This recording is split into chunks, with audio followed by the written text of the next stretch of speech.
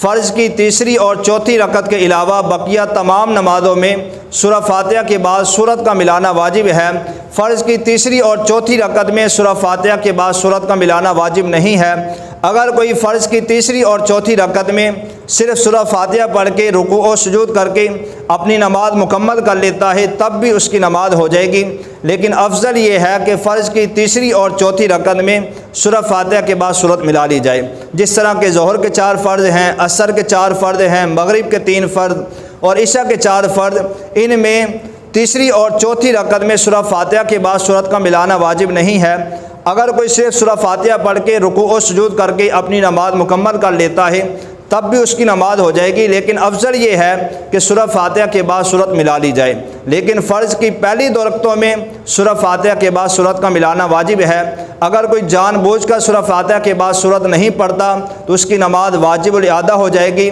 یعنی نماز دوبارہ پڑھنی ہوگی۔ اگر بھولے سے رہ جاتی ہے سورت تو پھر آخر میں سجدہ سہو کر لے تو اس کی نماز مکمل ہو جائے گی۔ لیکن فرض کے علاوہ جو بقیہ نمازیں ہیں،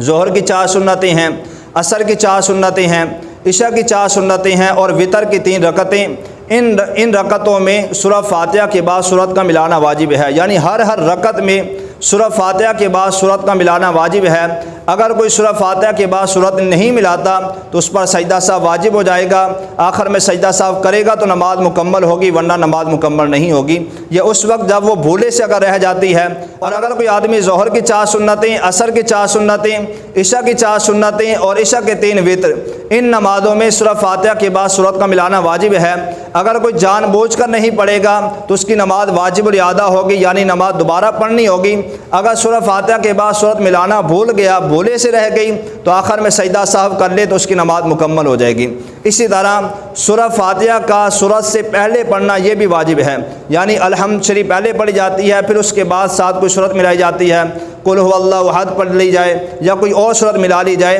تو یہ واجب ہے۔ سورہ فاتحہ کے بعد سورت پڑھنا واجب ہے۔ اگر کسی نے بھولے سے پہلے جو ہے سورت پڑھ لی پھر اس کے بعد سورہ فاتحہ پڑھی تو اس صورت میں اس پر سجدہ سہو واجب ہو جائے گا، آخر میں سجدہ سہو کرے گا تو نماز مکمل ہوگی، ورنہ نماز مکمل نہیں ہوگی۔ اگر وہ جان بوجھ کر اس طرح کرتا ہے کہ پہلے وہ سورت پڑھتا ہے قل هو اللہ احد یا قل اعوذ برب الفلق، پھر اس کے بعد وہ سورہ فاتحہ پڑھتا ہے تو اس صورت میں اس کی نماز واجب الاعادہ ہوگی، یعنی نماز دوبارہ پڑھنی ہوگی۔ اسی طرح الحمد شریف جو ہے، الحمد جب شروع کرتے ہیں تو الحمد شریف کے بعد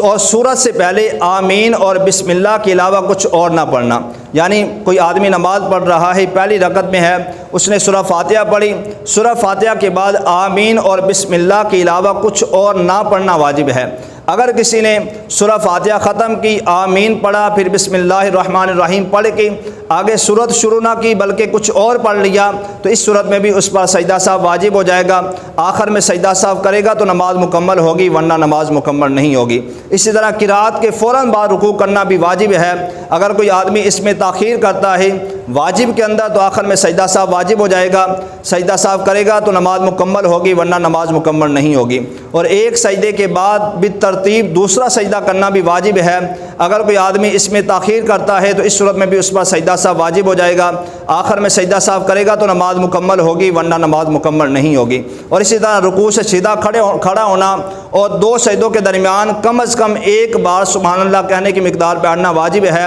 اور رکوع سے سیدھا کھڑے ہونے کو قوما کہتے ہیں، اور 2 سجدوں کے درمیان جو وقفہ ہوتا ہے اسے جلسہ کہتے ہیں۔ اکثر لوگ یہاں غلطی یہ کرتے ہیں، جلدی میں رکوع سے تھوڑا سا سر اٹھاتے ہیں اور ساتھ ہی سجدے میں چلے جاتے ہیں۔ اس طرح کرنے سے واجب چھوٹتا ہے اور سجدہ سہو واجب ہو جاتا ہے، آخر میں سجدہ سہو کریں گے تو نماز مکمل ہوگی، ورنہ نماز مکمل نہیں ہوگی۔ رکوع سے سیدھا کھڑا ہونا اسے قوما کہتے ہیں اور یہ واجب ہے۔ اسی طرح 2 سجدوں کے درمیان جو بیٹھنا ہوتا ہے اسے جلسہ کہتے ہیں اور یہ بھی واجب ہے۔ بعض لوگ یہاں پہ بھی غلطی کرتے ہیں، تھوڑا سا سر اٹھاتے ہیں اور ساتھ ہی سجدے میں چلے جاتے ہیں، تو یہ فعل بھی جو ہے وہ واجب کو ترک کرنا ہے، سجدہ سہو واجب ہو جاتا ہے، آخر میں سجدہ سہو کریں گے تو نماز مکمل ہوگی، ورنہ نماز مکمل نہیں ہوگی۔ اسی طرح 4 رکعت والی نماز میں قعدہ اولا واجب ہے۔ اگر کوئی آدمی بھولے سے تیسری رکعت کے لیے کھڑا ہو گیا تو اس پر سجدہ سہو واجب ہو جائے گا، آخر میں سجدہ سہو کرے گا تو اس کی نماز مکمل ہوگی، ورنہ اس کی نماز مکمل نہیں ہوگی۔ چاہے وہ نفل پڑھ رہا ہے، چاہے وہ سنتیں پڑھ رہا ہے، موقدہ سنتیں ہیں یا غیر موقدہ ہیں، یا وہ فرض پڑھ رہا ہے، 4 رکعت والی نماز میں قاعدہ اولا واجب ہے۔ اگر کوئی آدمی بھولے سے تیسری رکعت کے لیے کھڑا ہو گیا تو اس پر سجدہ سہو واجب ہو جائے گا، آخر میں سجدہ سہو کرے گا تو اس کی نماز مکمل ہوگی، ورنہ اس کی نماز مکمل نہیں ہوگی۔ اسی طرح فرض نماز، وتر کی نماز اور سنت مؤکدہ جو ہیں، ان میں دوسری رکعت پہ جب بیٹھیں گے تشہد اشہد ان محمدً عبدہ و رسولہ تک پڑھ کے پھر تیسری رکعت کے لیے کھڑے ہوں گے۔ اگر کسی نے بھولے سے آگے درود پاک شروع کر لیا، فرض نماز میں، وتر نماز میں اور سنت مؤکدہ میں جب دوسری رکعت پہ بیٹھیں گے تشہد اشہد ان محمدً عبدہ و رسولہ تک پڑھنے کے بعد آگے بھولے سے درود پاک شروع کر لیا تو اس پر سجدہ سہو واجب ہو جائے گا، آخر میں سجدہ سہو کرے گا تو اس کی نماز مکمل ہوگی، ورنہ نماز مکمل نہیں ہوگی۔ ہاں اگر کسی نے جان بوجھ کر درود پاک شروع کیا تو نماز واجب الاعادہ ہوگی، یعنی نماز دوبارہ پڑھنی ہوگی۔ اسی طرح جب سلام پھیریں گے تو سلام پھیرتے وقت السلام کا لفظ یہ کہنا واجب ہے۔ اسی طرح جب نماز پڑھنی ہے تو ہر رکعت میں 1 بار رکوع کرنا واجب ہے، ہر رکعت میں، اور اسی طرح ہر رکعت میں 2 بار سجدہ کرنا واجب ہے۔ اگر کوئی آدمی 1 سجدہ کرتا ہے تو اس کی نماز واجب الاعادہ ہوگی، جان بوجھ کر کرتا ہے تو، اگر بھولے سے رہ جاتا ہے تو آخر میں سجدہ سہو کر لے تو اس کی نماز مکمل ہو جائے گی، ورنہ نماز مکمل نہیں ہوگی۔ اسی طرح اگر آیت سجدہ پڑھی تو آیت سجدہ کرنا بھی واجب ہے، اگر وہ آیت سجدہ نہیں کرتا تو اس کی نماز مکمل نہیں ہوگی۔ اسی طرح اگر آدمی کئی واجبات چھوڑتا ہے تو آخر میں 1 ہی سجدہ سہو جو ہے وہ کافی ہے، 1 سجدہ سہو کر لیتا ہے تو اس کی نماز مکمل ہو جائے گی۔